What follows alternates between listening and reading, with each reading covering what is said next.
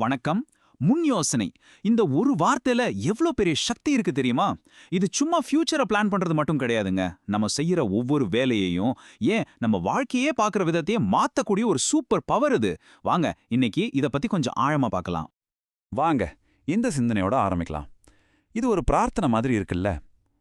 உலகத்துல அடையக்கூடிய எல்லா விஷயத்திலையும் உனக்கு ஈடானது ஒண்ணுமே இல்ல. இந்த உண்மையை நான் சின்ன வயசுலயே கத்துக்கணும். பாருங்க, இந்த ஒரு வரியே போதும் நாம இன்னைக்கு பேச போற விஷயத்தோட ஆழத்தை புரிஞ்சுக்க.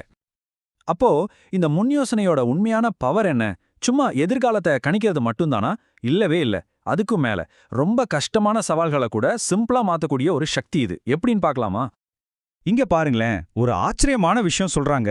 முன் யோசனை இருக்கிற ஒருத்தரால மலை மாதிரி பெரிய கஷ்டமான வேலையை கூட ரொம்ப ஈஸியா செஞ்சு முடிக்க முடியுமா? யோசிச்சு பாருங்க, அது எப்படிங்க சாத்தியம்? சரி, இந்த முன் யோசனைங்கிற குணம் இருக்கிற ஒரு ஞானியோட மனசுக்குள்ள போய் பாப்போமா? அவங்க இந்த உலகத்தை எப்படி பார்க்கறாங்க? ஒரு சேலஞ்சை எப்படி ஹேண்டில் பண்றாங்க?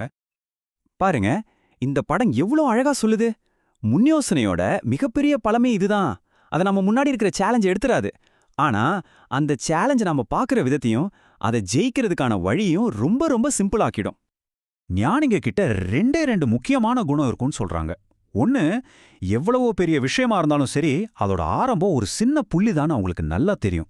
ரெண்டாவது, அந்த சின்ன ஆரம்பத்துல செய்யற வேலைகள்ல கூட முழு கவனத்தோட இருப்பாங்க.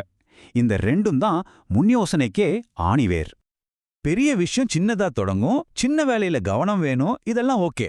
ஆனா இந்த மைண்ட் செட்டை, இந்த முன் யோசனைய நம்ம எப்படி வளர்த்துக்கிறது? இதுக்கு ஏதாவது கைடு இருக்கா? கண்டிப்பா இருக்கு. அதுக்கான வழிய கிட்டத்தட்ட 2000 வருஷமா நம்ம கூடவே இருக்கிற ஒரு பெரிய ஞான புதையல் நமக்கு காட்டுது. இதோ அந்த சூத்திரம். 2000 வருஷத்துக்கு முன்னாடி திருவள்ளுவர் நமக்கு கொடுத்த ஒரு ஆக்ஷன் பிளான் இது.